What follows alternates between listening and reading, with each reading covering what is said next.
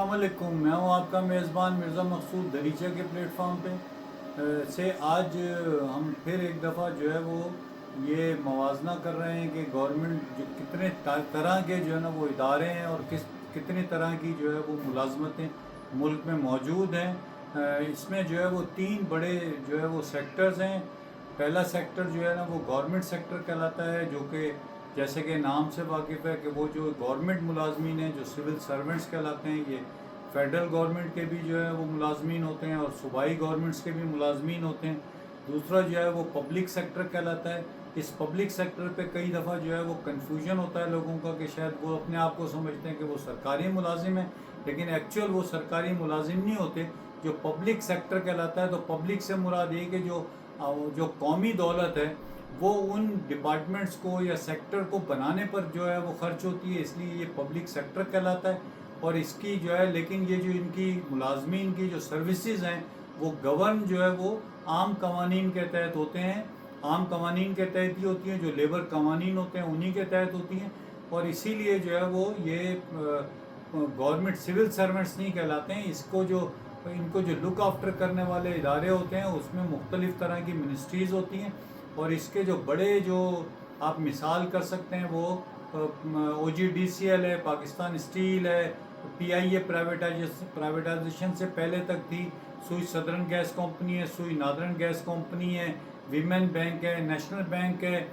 तो इस तरह के जो बहुत सारे, इवन स्टेट लाइफ भी जो है वो इसी तरह का एक इदारा है। तो ये सब जो है वो पब्लिक सेक्टर के इदारे हैं, ये जो है वो गवर्नमेंट सेक्टर के नहीं हैं। तो इसमें फ़र्क को जो है ना वो समझना चाहिए वहाँ के मुलाजमीन को भी। और इसी तरीके से, और आपको पता है कि जो गवर्नमेंट सेक्टर के मुलाजमीन हैं, गवर्नमेंट के जो मुलाजमीन सिविल सर्वेंट्स हैं, वो तो कौमी ख़जाने से जो है वो पेंशन और सहूलियात लेते हैं। लेकिन ये जो बाकी तमाम मुलाजमीन हैं पब्लिक सेक्टर के मुलाजमीन, इनकी अपनी अपनी या तो स्कीम्स हैं या ये EOBI के ज़रिए जो है वो पेंशन की स्कीम ले रहे होते हैं। फिर उसके बाद तीसरा जो सेक्टर है, बड़ा सेक्टर जो है वो है प्राइवेट सेक्टर का है, जो कि जो है वो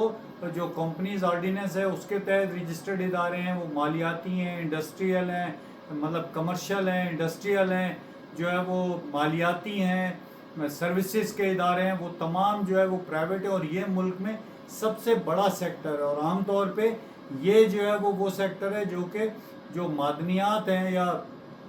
खाम माल है उसको फिनिश प्रोडक्ट में जो है वो कन्वर्ट करता है। मसलन जैसे टेक्सटाइल है, टेक्सटाइल कुल्ली तौर पे जो है वो प्राइवेट सेक्टर के पास है। जैसे ऑयल,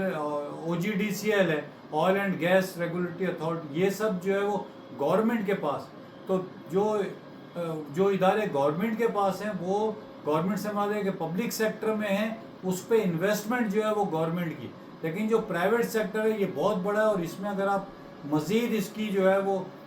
बड़े होने का जो है ना आप देखें तो जो पूरा एग्रीकल्चर है, जो कि पाकिस्तान कहा जाता है कि जो है वो 70-80% जो है ना एग्रीकल्चर जो है वो इकोनॉमी रखता है या मुल्क है, तो वो पूरा का पूरा जो है वो प्राइवेट सेक्टर में। उसमें जो है वो गवर्नमेंट के पास जो है ना वो ज़मीनें नहीं है कि वो गवर्नमेंट कुछ काश करती है। अभी जो SIFC के तहत जो है वो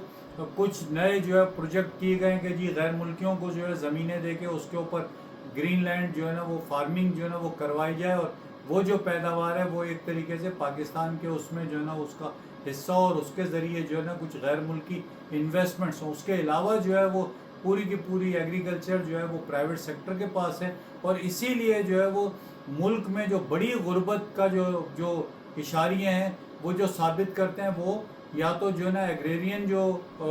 वर्कमैन है उसकी तरफ जो है ना उसको करते हैं जो एग्रीकल्चर से वाबस्ता है या जो इंडस्ट्री से वाबस्ता है। तो ये दोनों जो है ना, बाकी जो पब्लिक सेक्टर और गवर्नमेंट सेक्टर के जो मुलाजमीन हैं वो उस गुर्बत की लकीर से नीचे जो है वो आपको बहुत कम जो है ना वो मिलेंगे। जो ज़्यादातर लोग हैं वो बेहतर मराद, बेहतर तहफ़्फ़ुज़ रोज़गार, बेहतर हुकूक, बेहतर जो है ना वो मराद के साथ जो है ना वो मुलाजमतें कर रहे होते हैं। और जो एग्रीकल्चर है उसमें उसके ज़रिए पाकिस्तान का जो है ना इकॉनमी का नक्शा बदला जा सकता है अगर जो है वो ज़मीन की हदबंदी कर दी जाए, अगर जो है वो ज़मीन की जो है ना वो तकसीम अगर जो है ना वो कर दी जाए। जो बेज़मीन जो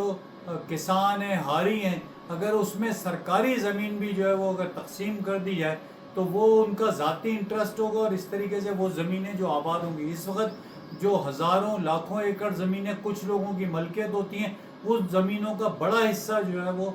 زیر کاشت نہیں ہوتا، اور یہ حکومت اگر جو ہے وہ اس کے اوپر اگر کرنا چاہے تو وہ یہ پابندی لگا سکتی ہے کہ جو بھی زمینیں کاشت نہیں ہو رہی ہیں وہ حکومت اپنی ملکیت میں لے لے، اور وہ ان لوگوں کو جو ہے نا وہ دے جن کے پاس زمینیں نہیں ہیں، ان کو دے دے، اور وہ اس کو اگر کاشت کریں تو پاکستان میں ایک دم سے جو ہے نا وہ ایک زرعی انقلاب آ سکتا ہے، اور یہ زرعی انقلاب نہیں ہوگا بلکہ ایک